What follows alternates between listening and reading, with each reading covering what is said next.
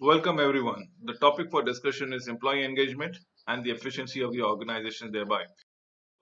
The agendas is all about the research that we have done around it, or whatever the international research has been found out. This is the secondary source of data that we have utilized for this particular presentation, the various solutions that has been propounded thereby, and the case studies with certain examples that I will try to give it to you from my own experience. So, first is the research sources that we would love to state it very outright in the presentation. It is from the corporate leadership councils on employment engagement, where we are speaking about 50,000 employees, about around 59 companies in around 27 countries, and spread over 10 industries. So basically, a study on productivity and engagement that we goes about it, and the National Opinion Research Center. Primarily, a lot of thing has been borrowed from Gallup study on employment engagement and the performance connection in the international arena. So, five factors definitions. Now, let us understand what have been defined as an essential paramount of paramount importance altogether for the employee engagement. First and foremost is to believe in the supports of the goals and the objectives of the business. Now, who has to believe? The employee has to believe. So, we need to understand what is the belief therein. Feeling a sense of belonging, as in with a loyalty factor that comes around a sense of belonging towards the company. Yes, this is one more thing that I would love to give about it, and going an extra mile to ensure that the personal contribution helps the department and achieve the overall organizational objectives altogether. Next would be of finding the value and creating the value thereof, feeling values. The last would be resilient and change ready. This is as on when the company requires to be changed and moderate its process, or probably bring in newer technologies. The employees should be willing to embrace those change. So what do we go about? The employees belief as in to the supports of the organizational objective, feeling a sense of belongingness, obviously yes, going an extra mile to ensure that the organizational objectives have been met. Finding values, creating values, and feeling valued is what we are looking in terms of employees, and they are obviously for resilient and things.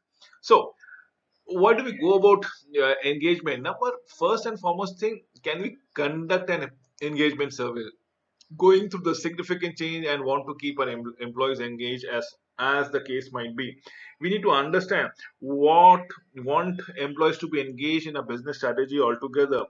Our C-suite executives about employment agreement, higher echelons in the management who probably is having, it's presumed that they are having a pristine lifestyle, a very cozy job. Probably what is their attitude about employees engagement? And honestly, I don't think my company cares much about the employees engagement. If this is what we are kind of statement that we encounter, we need to understand and revisit the ethos and the cultures of the organization then and there all together. So these are things that you need to find it out with your surveys for your organization. Remember, employee engagement data, what does it believes in? It believes in goals, it believes in pride, it believes in creating values, going the extra mile, and the resilient and the change ready. These are the 5 points that I've already stated to you. And how do you go across those 5 points? Being finding people who are actively engaged, who are up for the grabs, as in the middle level that comes around it, as in the barter system that they believe in, that they believe that they have the right to earn their salaries and wages for the amount of input in terms of effort, time, and knowledge that they have put in. And then there are people who are actively engaged with the companies. Remember, actively disengaged are somewhere around 13 to 17%. Up for grabs absolutely consists the majority of the people who are there in the company for the sake of their bread and butter. And then there is somewhere down the corners, many of the authors says it varies from 11 to 17 18% altogether, who might be actively engaged. This can be if we can have this number 230, I suppose this organization is one of the best organization that comes around it. If we can reduce this to approximately 7%, nothing like it, and definitely that's the rest of the things will be taken care of. And if you look into it, this is a normal curve that comes around it. This is a wonderful normal curve that comes around. We need to understand there about it. The lack of the engagement can be marked by low turnover and long work hours. This is what we are looking into it. Low turnover and long workers are detrimental to the employee process. Remember, highly committed and engaged employees are what?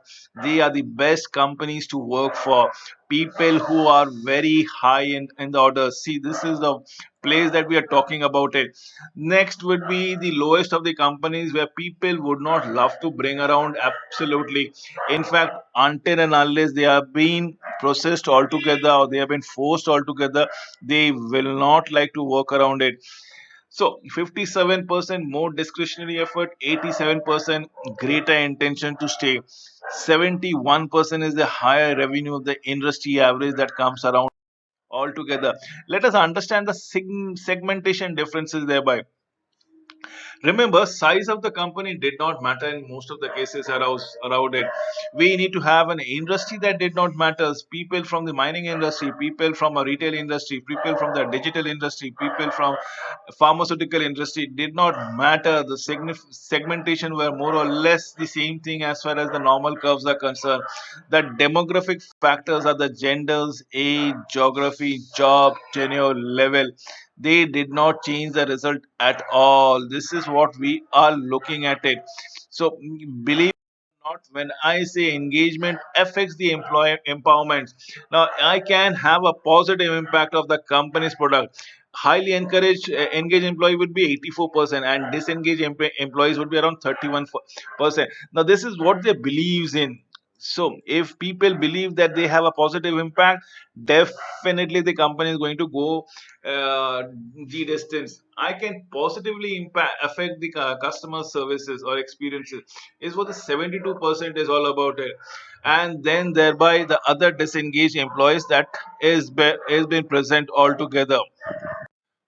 When I believe that I can positively impact on the cost and product profitability, this is where we need to understand where the highly engaged employees will be saying about 68 percentage and disengaged employee would be speaking around 19 percentage. So these are your belief statement that comes around it. And if you make a survey of an organization, you will come to understand how vibrant the beliefs are all about it, how rampant the beliefs is all about it. People might say that they might be completely insignificant as compared to the company's objective contribution is concerned.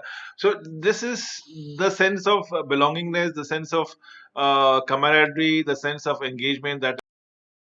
So, how to engage? So, over 25% are actively engaged. Definitely, probably about 25% are actively engaged. Probably 10-15% are actively engaged. Probably less than 10% are actively engaged. This will give you a sense of direction, as in what or how the organization is faring as far as engagement of employees are concerned.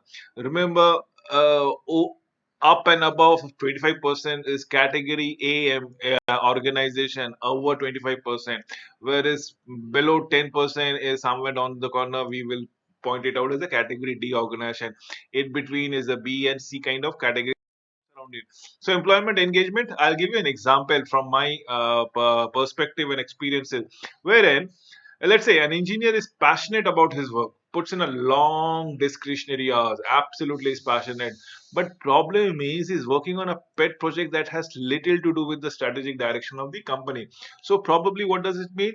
He's passionate about a project which probably he enjoys doing working upon it, or he has different agenda as far as personal goals are concerned. So that's one of the example. Let us come with another example. A salesperson has good relationship, even personal relationship with customers, and is passionate about her products altogether. Nothing wrong with it, yes. But the problem is she is not prospecting any more new customers at all. She has a put in list of customers with whom she is very good, excellent.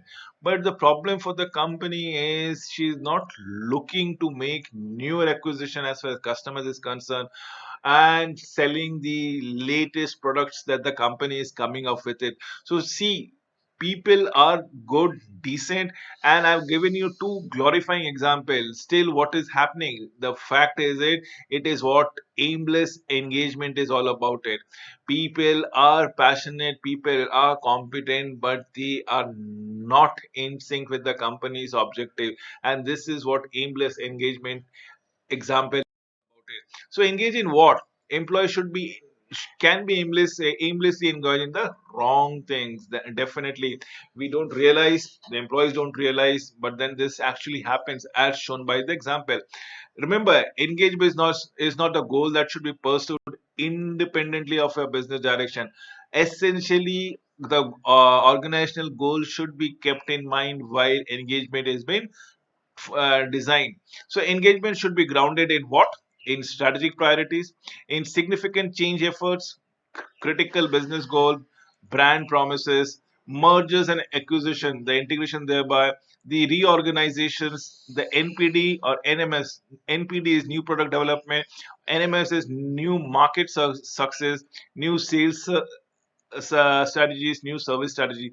So these are what we are looking into it, as in the strategic priorities, the significant change effort, the critical business goal, the brand promises, the mergers and acquisition, the integration, the reorganization or restructuring of the organization, the way we got to go about new product development or new access to the market, new services strategies or sales strategies thereby. This is what engagement we should be building upon. Anything else runs the risk of being perceived as HR is actively disconnected from the businesses. Anything else, and I've given you a glorifying two examples of a sales girl and a fluent engineer that has been there out there. Everybody is doing the right thing, but probably they are not in sync with the organizational goals. So why most executive messaging does not go far beyond their line engagement? First and the foremost thing that comes around here is the meaningful executive communication. This is very important, very but difficult at the same time. We need to be having a semantic gap. What does this mean? It is of the whatever the intentions of the executive as in the message, and what does the people hear altogether. If there are any gaps, and look at it, there is a gap of a level altogether of what you are intending to say and what people are actually listening out there. Example, executive says we need to get better at prioritizing and streamlining. Nothing wrong in it, right? So the masses here, we're going to having a layoff. So, see, understand the way in which we perceive things. Given the first example, the first statement, we need to get better at prioritizing and streamlining. When the executive says about prioritizing and streamlining, probably we are getting, he or she might be focusing on the enhanced sales number, being a little bit more aggressive in their approaches. But what is the employees looking at or hearing is we are going to having a layoff. Why? Because then the average revenue per employee will automatically improve. So this is the evidences that comes around it. Be very clear with how you communicate, and this is the semantic gap that needs to be determined. Let us understand those steps altogether. First, can it be repeated? Strategy alignment letter, know what is it, and can you repeat it back n numbers of time? And this is what I'm trying to tell it to you with the pick. The next step would be whether they've understood it or not. If they have not understood it, let us ask them to paraphrase of their whatever they have understood. Then probably were we able to sell the idea? If possible, did they buy it back into it? They have to have a clear line of sight about how it affects them, about how it matters to them, about how good, bad, ugly it is going to be aligned all together. Next would be they do their jobs differently, change behavior to align with it. This is what is of paramount importance. Remember, doing the job differently and changing the behavior to align with the company's objective. This is my strategy alignment ladder that comes around it. Go over with the poll with it. Now, the significant measures of the employees, what are we looking into it?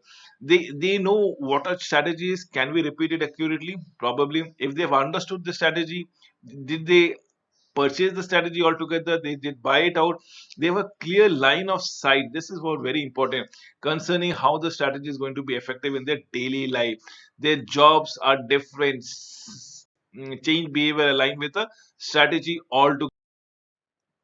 Remember the 10 is to 6 is to 2 rule, 10-6-2 rule. We have always said about the engagement of the company.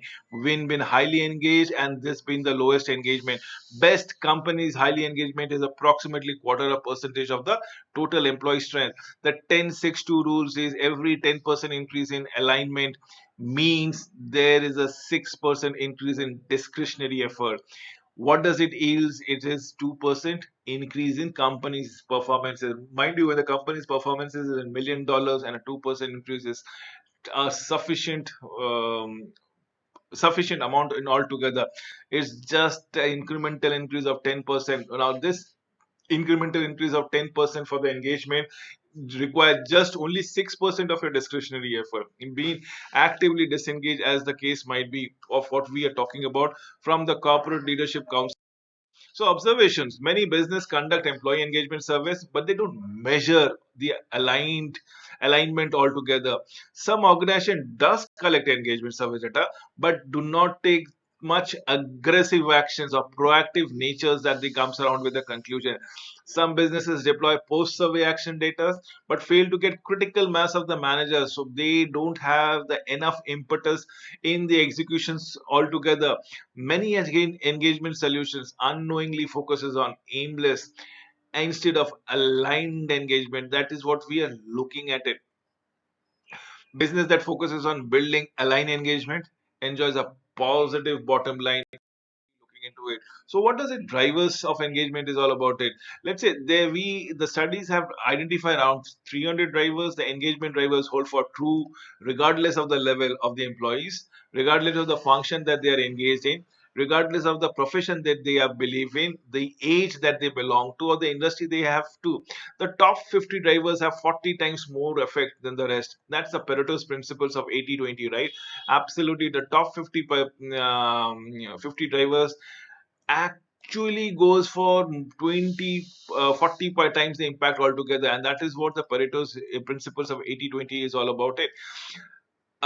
So the presence or absence of these engagement drivers influenced by the leadership. Let's say these are from top to bottom and the employee themselves. Thereby, if the leaders are not exhibiting the appropriate behaviors, appropriate approach, probably then it doesn't percolate to the employees. Thereby, so factor analysis indicates the root of these top drivers falls into three categories. What are those three categories? This is what we are looking into it: the sense of belonging, the belief in strategy, the resilience, the find create value team, and the sense of pride. These are the things that we need to go across is as far as the roots of alignments are concerning. So three categories would be, remember, this is my objective altogether, my sense of belonging, this is my engagement factor that comes around it, the belief in strategy, the resilience that comes around. This is what we look towards it.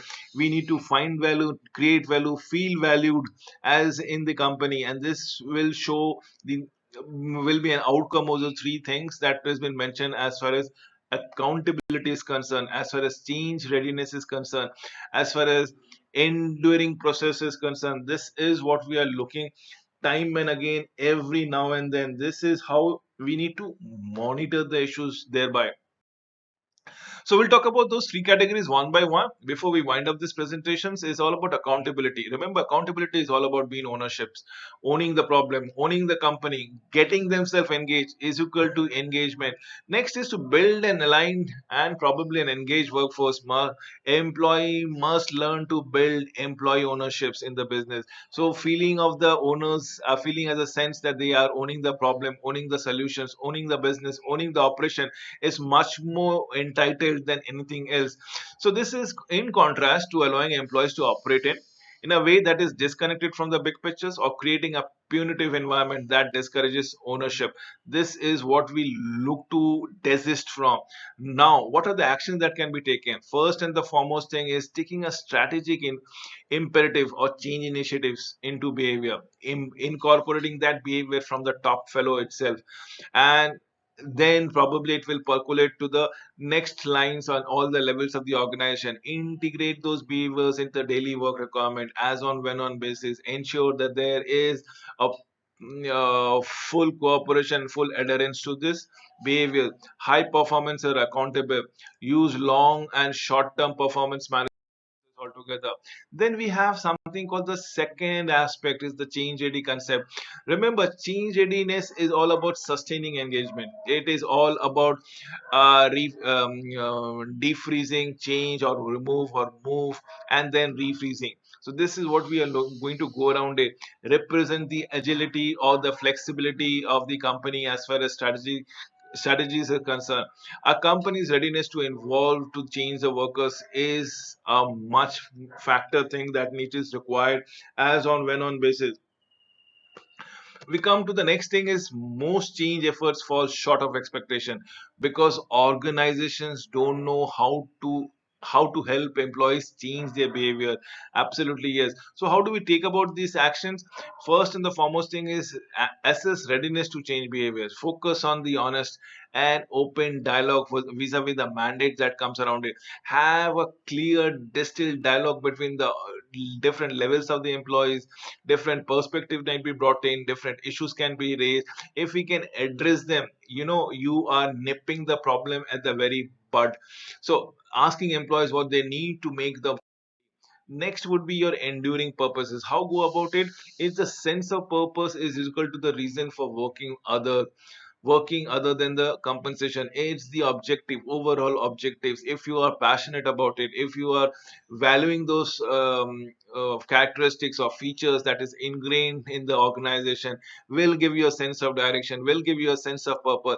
The greater sense of aligned purpose is the higher level of aligned engagement. This is what we need to understand. Take actions to build aligned purposes. How do you go about it? First and foremost thing is connect with the organization, connect with the organization goal, connect with the organization culture, connect with the organization values, the principles, the working style. That is what is all about it. And then probably take pride in the work itself. Remember the contribution that an employee make and the relationship that comes around with it all actually contributes to the over of the organization and your alignment objectives. Remember the three roots that I've already said to you is all about accountability, all about change readiness, and enduring people's or enduring the purpose that comes around it. These three things are the system for aligned engagement. Again, repeating: accountability, change, and enduring what we look into it. Let us come to the five action that takes you to build engagement. First, measure the level of engagement, as in do the people feel valued enough? Do the people feel that they are contributing over their contribution is overall impacting the organization productivity? Educate the leaders about the business impact and their roles about the employee engagement. This is the top management that needs to be educated at times. Build ownership of the company for strategy realization, linking them to the big pictures and effectively in the execution, and have a change readiness in the workers around it. Embrace change as on one on happen, because if you don't change, you perish. This is what you got to let them know. Help people connect their personal sense to a purpose of a higher organizational purpose. These are the five things that is a must to build. With this, I come to an end of this presentation. Thank you for watching this video.